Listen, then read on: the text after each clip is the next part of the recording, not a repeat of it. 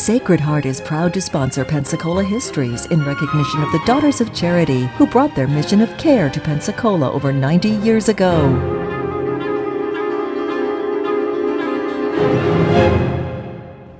Hello and welcome to our continuing story of Pensacola, North America's first place city. And today we begin a series of examinations, might be the right word, of how people in our area have enjoyed life. The story of recreation. Now, we have to remember that it doesn't make any difference when you lived or where you lived. You always enjoyed having fun, and Pensacola certainly was no different. And of course, if we take the story back to the 1820s and 30s and 40s, it was difficult to find recreation time and subjects for recreation because people worked so hard. The old story that a woman's work was never done, but a man might work from sun to sun. But nonetheless, people were busy, and there was little time and little space for people to have what we would today call fun. But they did have some. If we look at the period prior to the war between the states, the average family would have had a number of things in-house that they enjoyed. Number one, many families, those that of course became literate, enjoyed books, particularly the Bible.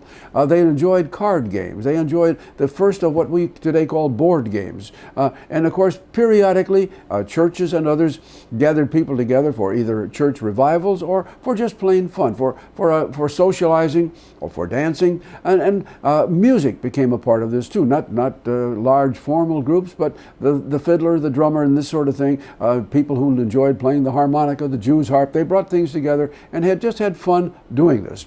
Singing around the piano, for those homes that had a piano, became a family joy. And this was part of life. Now, all through this period, of course, there were many who enjoyed hunting and fishing, and we would call them both a sport and a source of food in many cases, but that's the way things were.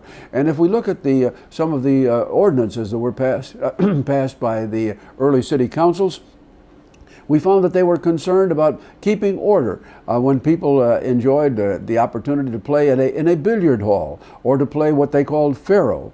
And of course, one of the things that the early councils were very concerned about was the periodic coming to the area here of circuses and other forms of entertainment like that. They were very careful about the way these things were regulated because I guess sometimes they must have gotten out of hand. But basically that's the way things were up until we come into the period beginning in 1870.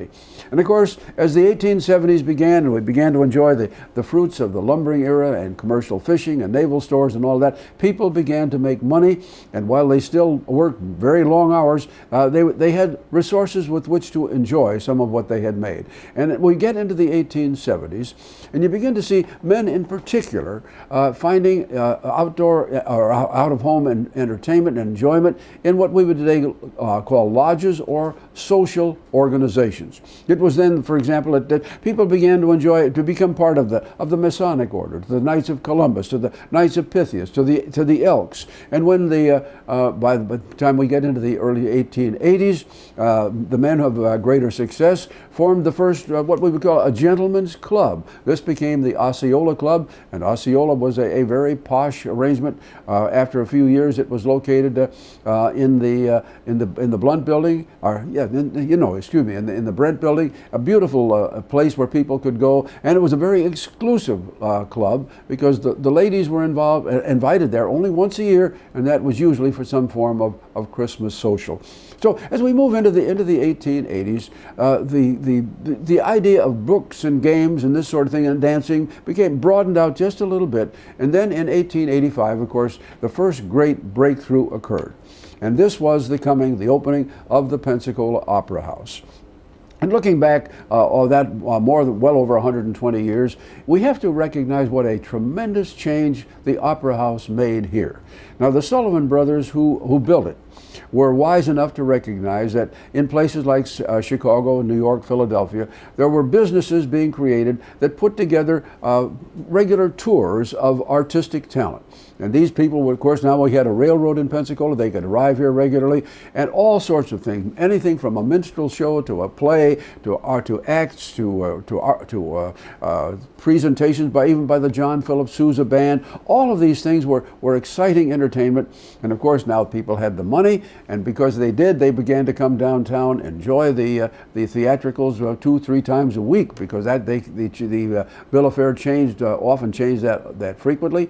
And once of course they came down for that sort of thing, they then graduated after that to maybe a dinner at one of the fashionable restaurants. And of course the ladies, as they came, fashion being what it is, a fine lady who came to a show on Tuesday night with a brand new outfit certainly couldn't wear the same outfit on Thursday, or the same one again on Saturday. So the clothiers began to profit from this as well. So all through this period, the Opera House became a new catalyst, a cycle. Now, sports, as we know them today in the 21st century, had their origins about this same time here in Pensacola.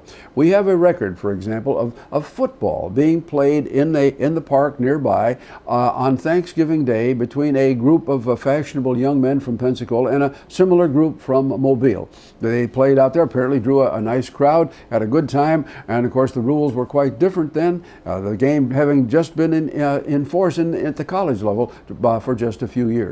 We have a record in the Pensacola City Directory for the year 1885 that shows us that we had a formalized baseball team. It was called the Gophers, of all things, and it was led by a man named Daniel Bergen, and they played their baseball games. The directory says they played a game every week at Magnolia Bluff Baseball Park. I don't know where that was, but nonetheless, this was not professional sport, but it was fun. And shortly thereafter, as we get into the 1890s and a little bit beyond, baseball became much larger.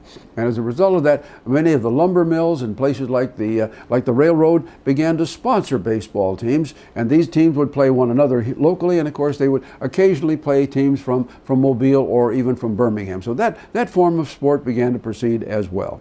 As we hit the turn of the century, we begin to see a slight change taking place, because now our churches began to be much more active in entertainment. Well, we shouldn't call it entertainment at a church, I guess, but it was part of the overall organization, because now churches became far more effective with music.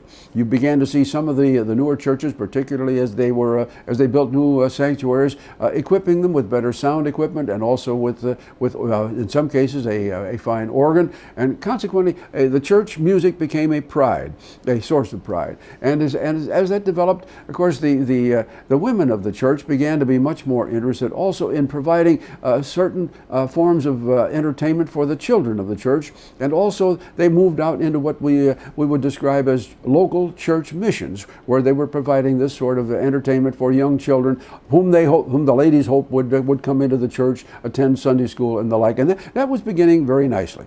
By the time we get to 1890, we have some other things beginning to develop for us. Number one, we had our first golf course. Now, unfortunately, that particular course is long gone, but it was put in place by a man named Alexander Stoddard. Mr. Stoddard had made a lot of money in the insurance business in New York. He came to Pensacola. He became very interested in the city. He planted a lot of citrus groves in East Pensacola Heights, but apparently he had really begun to enjoy golf. So he set aside a large tract of land in what we would today call East Hill. And the first tee would have been right about where Lakeview Avenue and 12th Avenue come together today. And this was a 9-hole course.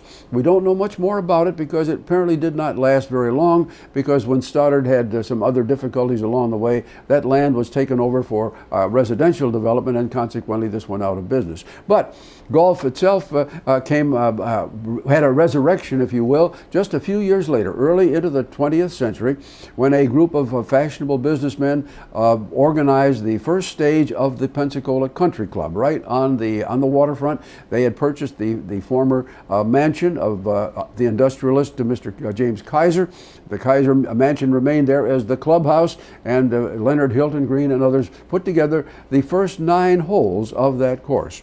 About the same time, they were able to purchase additional property that had belonged to the electric company, and so they had the space then to create an 18-hole course, and that was in effect, and I'm not sure exactly of the date, but it was well before World War I. So we have golf beginning to be played in that way.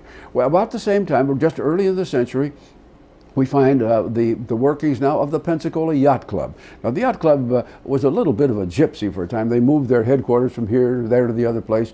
But basically, people have always, living on the water, have always enjoyed the idea of owning a boat and using it. And in the early days, the purpose of the Yacht Club was to own several vessels which could be used by their members. And that is exactly what it was. And of course, they, in time, after just a few years, they relocated from downtown. The original headquarters was right on or near Palafox Pier. They relocated and purchased at the end of World War I, they purchased a very unique a boat. I guess we should call it a boat, not a vessel. It was an experiment that was attempted by the United States Army. They built concrete boats. They had very strong engines in them. They were about 125 feet long, good sized vessels, very strong, but they were so heavy they could hardly move. And so the experiment itself was not a success. But one of the boats was purchased by the Yacht Club, and that became their headquarters.